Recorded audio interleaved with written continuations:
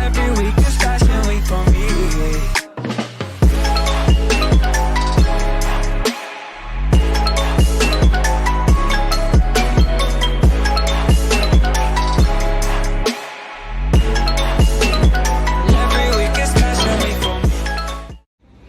Assalamualaikum warahmatullahi wabarakatuh. Hai semuanya, kembali lagi di video Adila. Kali ini Adila bakal membahas tentang sejarah demokrasi di Indonesia. Ikutin terus. Sebelum kita ngebahas tentang sejarah demokrasi di Indonesia, kita harus tahu dulu dong, apa itu demokrasi?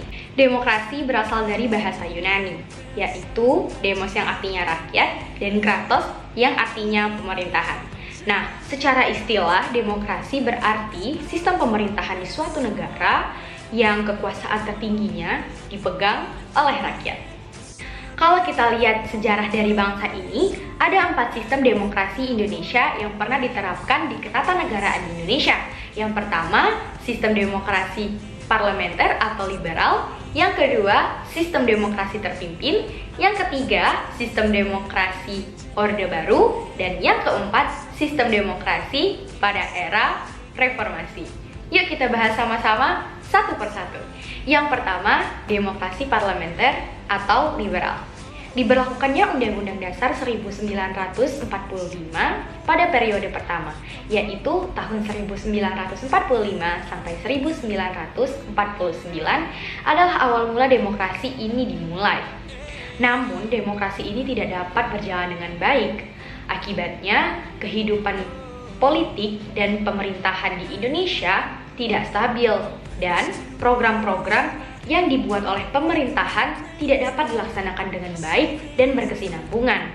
Akhirnya, pada tanggal 5 Juli 1949 secara yuridis demokrasi ini dihentikan. Yang kedua, demokrasi terpimpin.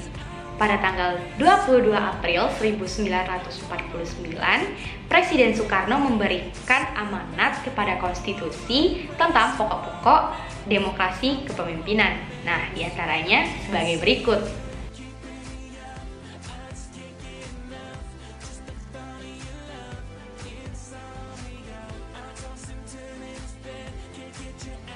Yang ketiga, demokrasi Pancasila pada masa Orde Baru. Demokrasi Pancasila ini lahir atas dasar dari permasalahan masyarakat Indonesia saat diberlakukannya demokrasi parlementer dan demokrasi terpimpin. Demokrasi Pancasila itu pangkalnya adalah kekeluargaan dan gotong royong. Kalau kamu main ke sebuah desa, kamu pasti akan melihat semangat kekeluargaan yang ada pada masyarakat desa, dan itu sudah lama dianut oleh mereka.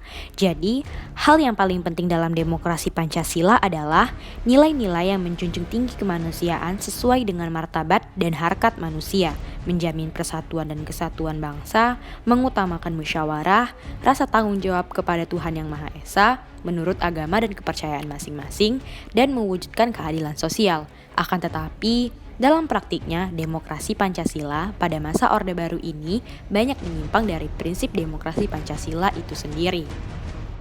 Di antaranya adalah penyelenggaraan pemilu yang tidak jujur dan tidak adil, kurangnya jaminan kebebasan mengemukakan pendapat, maraknya praktik kolusi, korupsi, dan nepotisme, pengekangan diskusi-diskusi kampus, serta penculikan dan penghilangan paksa sejumlah aktivis.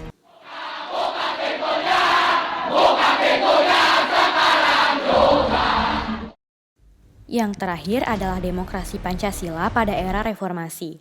Perbedaan demokrasi Pancasila pada era reformasi dengan era Orde Baru terletak pada aturan pelaksanaannya. Kalau kita lihat pada peraturan perundang-undangan dan praktik pelaksanaannya, banyak loh perubahan yang terjadi. Kebanyakan perubahan itu terletak pada perbaikan kebijakan-kebijakan yang dirasa kurang sejalan dengan konsep demokrasi.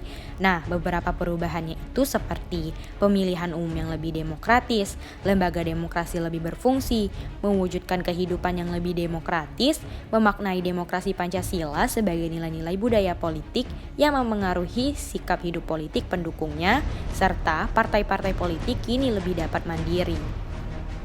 Permasalahan yang kemudian disinggung terkait dengan asumsi liar yang beredar bahwa aksi kami ini ditunggangi katanya. Ya, yang paling penting untuk kami katakan bahwa ya benar aksi kami ditunggangi, tapi ditunggangi oleh kepentingan rakyat. Nah, gimana teman-teman? Udah paham belum dari beberapa penjelasan yang udah Adila kasih tadi? Semoga bermanfaat ya. Cukup sekian penjelasan dari Adila. Semoga kita ketemu lagi di lain waktu. Assalamualaikum warahmatullahi wabarakatuh. Dadah.